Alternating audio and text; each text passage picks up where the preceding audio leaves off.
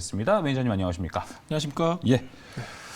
이번 주 진짜 힘들었습니다. 이번 주 월화수목금 중에 오늘 하루만 올랐더라고요. 맞습니다. 예, 그래서 뭐 떨어진 종목도 정말 많았고 올라간 종목들은 올라간 종목만 올라갔던 것 같아요. 그래서 오늘 첫 번째 종목이 네. 제주항공입니다. 예. 지난주부터 이 차이나 리오프닝 관련주들이 계속 올라가고 있어요.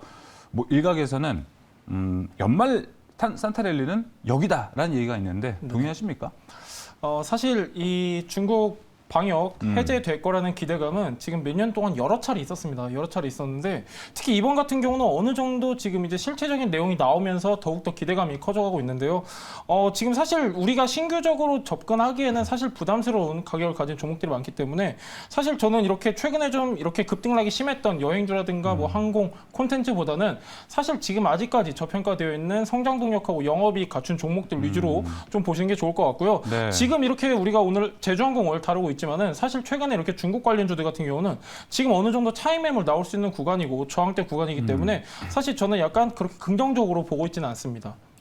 그래요? 네. 근데 기존에 지금 일본 쪽 노선이 열려 있다 보니까 네네. 거기에 대한 실적이 되게 잘 반영되고 있다고 하잖아요. 네네. 그 부분에서 충분히 좋게 가지 않을까 싶은데. 약간 제주항공만 놓고 보면 케바케인 것 같습니다. 제주항공 같은 경우 우리가 다른 관점으로 봐야 되는 게 얘 같은 경우는 코로나 이전이죠. 19년도 2분기부터 무려 네. 지금 최근 3분기까지 무려 14분기 동안 계속해서 연속 적자를 이어져 왔습니다. 하지만 지금 올 4분기부터 흑자 전환할 수 있을 거란 기대감이 더해졌기 그쵸? 때문에 이런 고공행진이 가능했고요. 무엇보다도 제주항공 같은 경우에는 최근에 2달 동안 있었던 지금 이제 한일 노선 여객 수요 면에서 보면은 1위를 달성을 했습니다. 네. 여객 수요 1위 달성하는 게 진짜 적은 숫자가 아닙니다. 무려 대한항공, 아시아나 두 개 합친 숫자보다도 훨씬 더 많은 숫자인데요. 수치상으로 따지면 34만입니다. 34만 명이 이용을 했는데 대한항공이나 아시아나 이용객 수를 더하면 32만 명입니다. 예, 이 두 항공사, 국적사, 대형 항공사 더한 숫자보다도 월등히 높은 수치이기 때문에 더욱더 기대감이 더해진 것 같고 사실 제주항공 같은 경우는요 최근에 이렇게 급등한 이유가 여러 가지가 있습니다. 여러 가지가 있고 첫 번째로는 우호적인 영업 환경이 조성됐습니다. 제주항공 같은 경우는요 우리가 진짜 아는 것보다도 훨씬 많은 지금 이제 비행기를 보유하고 있는데 사실 가장 많은 비행기를 보유한 여행사 같은 경우는 대한항공입니다. 154대 가지고 있고 아시아나가 81대 갖고 있고 네. 그리고 제주항공 같은 경우가 38대 가지고 있는데요. LCC 중에서는 단연 최고 많은 비행기를 보유하고 있습니다. 지금 제주항공 같은 경우는 주 노선이 뭐냐면은 아시아권입니다. 아시아권 이런 단거리 노선이기 때문에 네. 단거리 노선 같은 경우는요 중장거리보다 훨씬 영업이익 면에서나 수익성 면에서 굉장히 월등하기 때문에 이런 게 곧바로 실적에 반영되어 4분기 같은 경우는 흑자 전환을 내다볼 수 있는 상황이고요. 지금 4분기에는 흑자 전환 한 8억 정도 예상이 되고 있는데 내년 1분기에는 무려 영업이익 470억 가량 점쳐지고 있기 때문에 이런 굉장히 급등 가까운 좋은 네. 흐름이 보여졌다 이렇게 좀 보고 있습니다. 근데 네네. 그럼 좋은 얘기만 쭉 해주신 거잖아요. 네네. 지금. 네. 그럼 지금 여기 최근 상승은 거기에 주가 반영이 다 됐다는 말씀이신 거예요? 예, 저는 이제 어느 정도 반영이 되었다고 보고 있고요. 지금 왜 그러냐면은 아까 말씀하셨다시피 지금 5일 동안 지금 이제 맞아요. 증시 같은 경우는 조정이 나오면서 매물이 출회됐는데 네. 제주항공은 그렇지 않습니다. 5일 동안 계속해서 점진적인 상승을 이어져 왔고 무엇보다도 지금 이제 제주항공 같은 경우는 최근에 좀 이렇게 가파른 상승 이어져 오면서 거래량 같은 경우는 그렇게 두드러지지 못했습니다. 그렇기 때문에 기술적인 측면에서 보면은 지금 저항선 부근이고 특히나 여기서 지금 매물 출회될 가능성이 높기 때문에 약간 단기적으로는 우리가 조심할 필요가 있다 이렇게 좀 보고 있습니다. 네, 네. 알겠습니다. 자, 항공주에 대해서 조금 더 이야기를 해보고 싶은 건 네네. 최근에 뭐 제주항공은 더 호재가 되는 게 지금 유상증자를 단행했기 때문에 오히려 좋다라는 이야기가 됐는데 네네. 이런 얘기도 있더라고요. 항공주들이 아직 유상증자를 해야 되는 뭐 진에어도 있겠죠. LCC 항공 쪽에서 유상증자를 한다고 하는 게 지금은 악재는 아닐 거다라는 얘기가 있어요. 뭐 오히려 유동성을 더 부여한다라는 얘기가 있는데 이 부분에 있어서는 항공주가 좀 더 투자 매력이 높아지지 않을까라고 생각이 드는데요. 유동성이 지금 전체적으로 메말라 있는 거 맞습니다. 주가가 이제 상승하려면 유동성, 성장 동력, 영업이익이 받쳐줘야 되는데 사실 지금 시장에서는요 단순히 유동성만 받쳐준다고 해서 이렇게 가파른 상승이 가능할 거라고 저는 보지 않습니다. 왜 그러냐면은 성장 동력, 이 친구처럼 성장 동력이나 영업이익이 뒷받침되어야 이런 고공행진이 가능하다라는 관점 관점으로 보고 있고 제주항공 같은 경우는 지금 굉장히 우호적인 영업 확률이 조성됐다고 말씀드렸었는데요. 네. 지금 일단은 무엇보다도 얘 같은 경우는 엔데믹에 있어서 선제적인 증편을 먼저 시행을 했습니다. 그렇기 때문에 노선을 먼저 확대를 했고 가장 발빠르게 대응을 했기 때문에 약간 이런 거죠. 코로나 초창기에 대한항공이 이제 여객 수요가 줄어들 것을 감안해서 화물로 많이 바뀌었죠. 이런 발빠른 대응을 해서 대한항공도 나름 선방을 했었는데 전 그런 관점으로 보고 있기 때문에 단순히 지금 유상증자를 떠나서 유동성보다는 성장 동력과 영업이익이 좀 중요한 것 같습니다. 아, 성장 동력과 영업이익. 내년쯤에 이제 진짜 실적 턴어라운드가 되는지부터 확인하는 게 좀 중요할 것 같습니다. 첫 번째 종목 제주항공이었고요. 두 번째 종목 SK 하이닉스입니다. 정말 깜짝 놀랐고 저도 화요일쯤에 SK 하이닉스의 현재가 흐름을 보고요. 이런 생각이 좀 들었습니다. 물타기를 해도 정말 좋은 시점이 아닐까라는 생각도 했고요. 신규 매수에 대한 생각도 들 정도로 그 정도로 떨어졌다는 거죠, 사실. 근데 걱정이 되게 많이 돼요. 반도체가 안 좋았다고 얘기를 해서 지금 시점까지 온 거잖아요. 맞습니다. 더 안 좋다는 얘기를 하니까 와, 이거 어떻게 대응을 해야 되지라는 생각이 들더라고요. 맞습니다.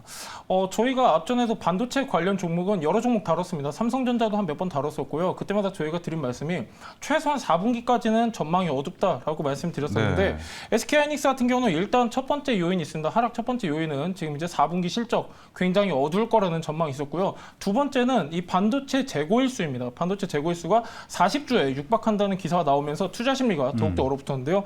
사실 지금 앵커님 말씀하신 대로 저는 약간 지금 시점에서는 분할 매수 관점으로 봐야 된다라고 보고 있습니다. 그러니까요. 지금 네네. 그래서 1분기 업황 개선 시그널이 나올 수 있다는 얘기가 나오고 그렇죠. 있거든요.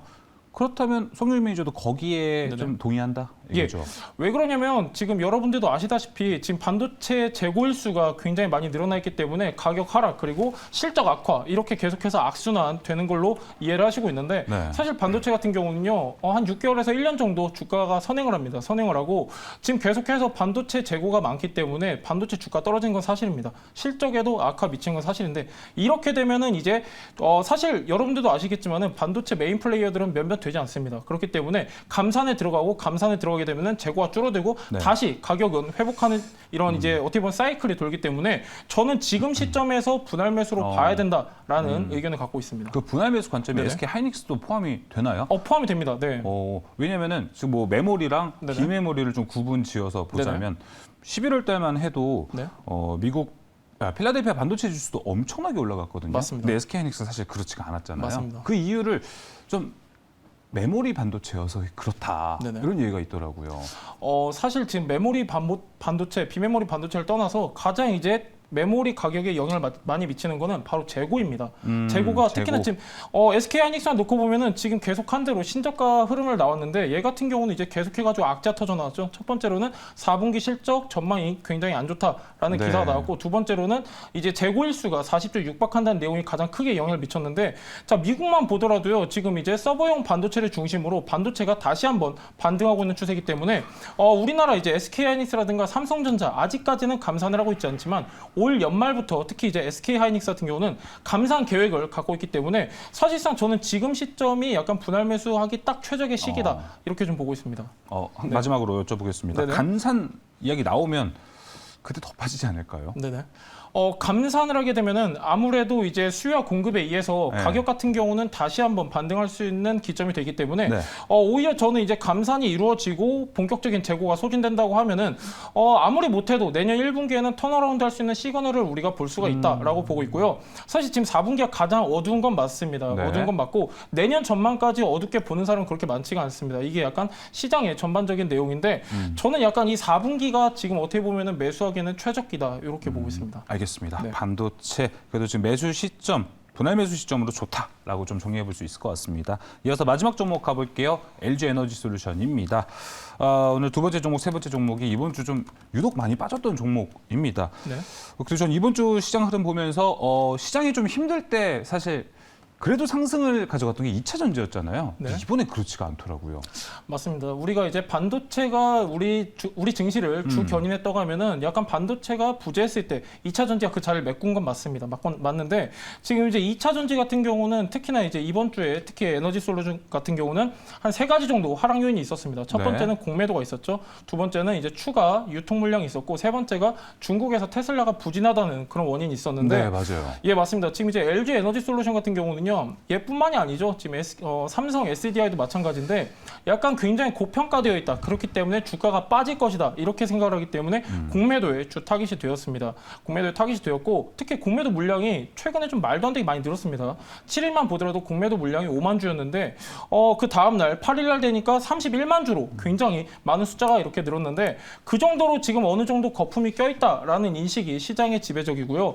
사실 지금 이제 추가 유통 물량에 대해서는 어느 정도 예상이 되었으니까 저는 어느 정도 선반영 되었다라고 보고 있는데 중요한 건 뭐냐면은 중국에서 테슬라 판매 부진입니다. 이 LG 에너지 솔루션 같은 경우는 테슬라 원통형 배터리 주로 이제 타겟을 삼고 있기 때문에 파급력이 더욱더 컸던 것 같습니다. 하지만 저는 약간 부정적인 측면보다는 LG 에너지 솔루션도 마찬가지로 이거는 단기 악재일 뿐이지 저는 머지않아서 추세를 금방 회복할 것이라고 보고 있는데 자 테슬라 같은 경우는요 이미 중국 시장 같은 경우는 어느 정도 점쳐졌습니다. 왜 그러냐면은 중국 같은 경우는 중국을 본사로 두고 있는 중국 회사들 같은 경우는 이제 저가 공세를 계속해서 수년 전부터 이어져 왔었고 중국 정부 같은 경우는 계속해서 어느 정도 지원을 해주다 보니까 예상된 흐름이었는데 중요한 건 뭐냐면은 중국 같은 경우는 지금 이제 미국이 견제하기 위해서 인플레 감축법이 지금 발효가 되었습니다. 자 이게 본격적인 수혜가 예상되는 게 바로 LG 에너지 솔루션이기 때문에 약간 저는 이런 안 좋은 추세가 길게 이어지지 않고 단기 악재로 그칠 것이다. 이런 관점입니다. 알겠습니다. 네네. 특히 테슬라의 LG 에너지 솔루션에 대한 하락 요인 얘기를 들었는데 특히 테슬라와 관련된 이 수요 둔화는 그래도 걱정하지 않아도 된다라고 얘기해 주셨고요. 최근에 이 LG 에너지 솔루션 수급을 보면은 외국인은 계속 사고 있고 네네. 기관은 계속 팔고 있어요. 맞습니다. 기관은 계속 판다는 거에 뭐 이제 차익 실현 매물들을 소화시켰다라는 이야기가 나온 건데 네네. 그래도 기관이 너무 오래 파는 거 아닌가요, 이건? 예, 그만큼 기관이 물량 보유를 많이 했다라는 반증인데요. 예. 사실 그렇습니다. LG 에너지 솔루션 같은 경우는 지금 제가 말씀하셨던 대로 외인 같은 경우는 계속 사고 있습니다. 네. 왜 그러냐면은 아직까지도 LG 에너지 솔루션 같은 경우는요 밸류가 훼손되지 않았습니다. 그리고 실적도 훼손되지 않았기 때문에 외국인하고 우리 기관 그리고 개인 투자가 보는 관점이 틀린데 저는 약간 외국인하고 같이 의견을 같이 하고 있는데 LG 에너지 솔루션 단기적인 악재에 불과하며 이는 곧 회복할 것이다. 이게 제 개인적인 의견입니다. 네, 알겠습니다. LG 에너지 솔루션도 이제 단기 악재를 극복하고 주가 상승을 기대할 수 있다라고 얘기해 보겠습니다. 자, 이제 송유미 매니저님 더 많은 정보들 네네. 이런 핫 종목들 되게 여러 개 달아주시잖아요. 네네. 어디서? 네이버 밴드에서 달아주시나요? 맞습니다. 핫 종목이 딱 3개만 있는 게 아닙니다. 굉장히 많은 종목 매주마다 새롭게 업데이트가 되고 있는데요. 네이버 밴드에 송유일 검색하시면요. 더 많은 정보 여러분들하고 공유할 수 있도록 운영하고 있으니까요. 많은 참여 부탁드리도록 하겠습니다. 네, 네이버 밴드에서 송유미 매니저 검색하면 더 좋은 정보들 많이 얻어가실 수 있습니다. 자, 이번 주 핫 종목 여기서 마무리하겠습니다. 오늘 말씀 고맙습니다.